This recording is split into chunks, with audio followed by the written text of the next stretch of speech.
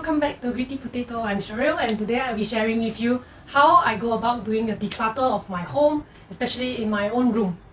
I first started looking into decluttering because I was pretty unhappy with how my room setting is and how my clothes are bursting out of the closet, and overall I'm pretty unhappy with the state of my mental being at that point of time. So I went on to look for books about decluttering, watch documentaries on Netflix about minimalism and all that sort of stuff. So I got really motivated to declutter my home and especially my room for my case. Therefore, I would like to share some of my experiences that I had and also an easy guide for you if you would like to follow through on how to go about starting your decluttering lifestyle. Here are some signs that show that you really need to start decluttering.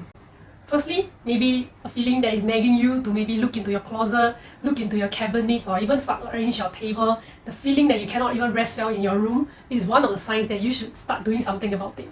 So the second telltale sign will be something like you can't even find your items and always resorting to having to say this phrase, "Mommy, 我的东西放在哪里?" So if you always say that, yeah, get decluttering and organizing your whole life yourself. And thirdly, maybe when you keep saying that you have nothing to wear, even though your closet is obviously bursting, so this is a great time to look into the clothes that you actually love and hold on to them, and then let go of those that you don't really wear anymore. And lastly, if you know you have a shopping addiction, yeah, this is the time to look into what you are spending on and whether is it really necessary, and also take this chance to identify the things that really matter to you and then really make you feel the best when you wear them or the best when you even own them. So instead of just purely buying things when they're on sale, on discount, or whether it looks cute at the moment of time or is it a trendy item, think twice before you start purchasing. Then you'll slowly notice that you no longer need to keep purchasing items to fill up some void in your heart that can never be filled up in the first place. So if you're guilty of committing either of the 4 possibilities that I mentioned before, then yes, this is the time to start decluttering, so keep watching. Before even starting on this decluttering journey, maybe you can look into some of the books and documentaries that I would suggest you to go through so that you can actually get your mindset, your emotion, and also have a system to continue going on. First book I would like to recommend for the mental state is by Fumio Sasaki, Goodbye Things. This is the book that really got to me and then allowed me to realize that I don't need to hold on to so many items to even show who I am.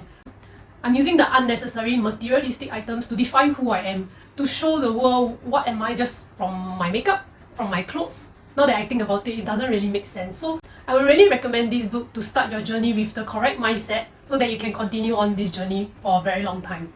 The next book I would like to introduce is the ever-famous Marie Kondo's The Life-Changing Magic of Tidying Up. This is something you must go and look at it, and it's going to help you figure out how to even start going to declutter your items and even have some nice tips on how to organize your room, your clothes, and all the small miscellaneous items that you have.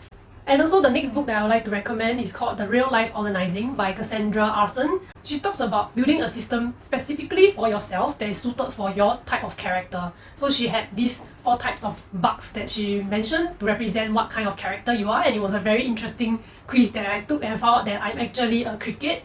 And so cricket are the types that tend to get very organized when there is a feel for them to do so. So actually this is something that is really interesting to me, and she teaches a system that guides you on how to place certain items at which spot to suit your lifestyle needs. And lastly, I like to share the Minimalist. So there are 2 guys who gave up high-paying jobs and then they looked into what their life can bring them even more sense of achievement and satisfaction through living minimally. So those are a few recommendations that I have, and I really enjoyed looking at their content, their book, and their documentary.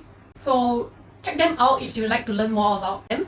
So now that you have successfully convinced yourself that you need to start organizing and decluttering yourself, here are some guides on how to even go about starting this journey. Phase 1. You may not know where to start from because you have so much to clear and you really are very confused and don't know where to start. Being overwhelmed may actually stop you from even starting and doing anything in terms of decluttering. Therefore, I would like to suggest you taking up a few methods that could help you start this journey properly. The first idea that I have is maybe you can look into what the Minimalist came out with, the 30 Days Minimalism Challenge. It's a challenge where you actually discard 1 item for the first day, 2 items for the second day, 3 items for the third day, and it goes on until it reaches the 30th day. So when the 30th day comes, you have already decluttered around 465 items in your life. So this is something that is interesting, and it actually allows you to continue pressing on even on the days where you feel like giving up, because you have this schedule up already. You tend to want to follow it and then go about decluttering. I personally have went through that and it was really amazing. I felt that this challenge made me declutter majority of the items that I couldn't see that I didn't need anymore. So the second method is to start in maybe one area only for your decluttering. Example, maybe you have a very messy desk that you have, so you can start looking at how to declutter items that's on that desk that are not actually required anymore. Or you can actually start from the category that you feel is the easiest to clean up, such as maybe the rubbish bags that you collected over the days, or maybe the snack area that you have, or maybe expired snacks, you can easily trash them. And lastly, the KonMari method, which is pulling out everything that you have in that same category and then going through them, looking at them, feeling which are the items that sparks joy and then which are the items that you can thank them and say goodbye to them from your life. After completing phase 1, I think that you still have some items that you cannot let go of because they are very expensive. Items that you spend a lot of money on, yet you just put them aside and then you feel guilty about them. These are the guilty items that you really need to remove from your life. Because every time you look at them, you feel guilty. It makes you feel bad. So why hold on to them and then keep this vicious cycle going on? So for me, I used to hoard a lot of makeup, and each of the palette actually cost maybe $50 over for just one small palette. And it actually held me back for a very long time to declutter them because I put in so much money into them. Tossing them away is really making me feel very bad that I spent so much money. So for the high value items that you cannot really part away, maybe you can try leaving them in a specific box and then see whether if you even reach for them in the next 6 months, it means that they don't really need to be in your life. Maybe you can think about selling them, especially on Carousel. This is what I've done for a lot of my clothes and my other costly items. I put them up on Carousels, and then I even got back quite a lot of money from that. So for those costly items that I tried to put on Carousel but it couldn't sell out, I will first try to donate the items.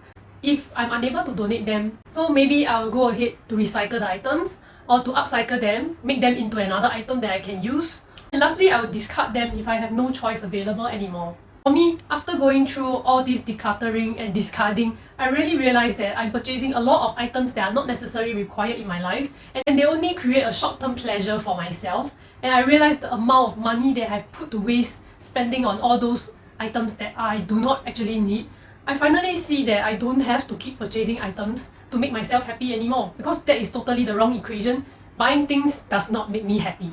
So moving on to the next phase where you have successfully decluttered the items, now you look at how to keep them organized and whether can you create a system for yourself to make sure each item have a home for itself and you never misplace any of your items anymore, because all of the items have a category and you know where it's supposed to go to after using each of the items.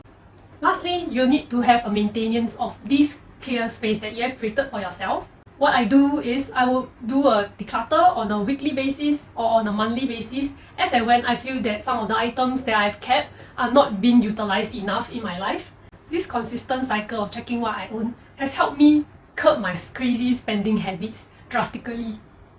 Since I'm very aware of what items I own, I don't actively search for things to buy online anymore. Another method for maintenance is the 1 in 1 out rule.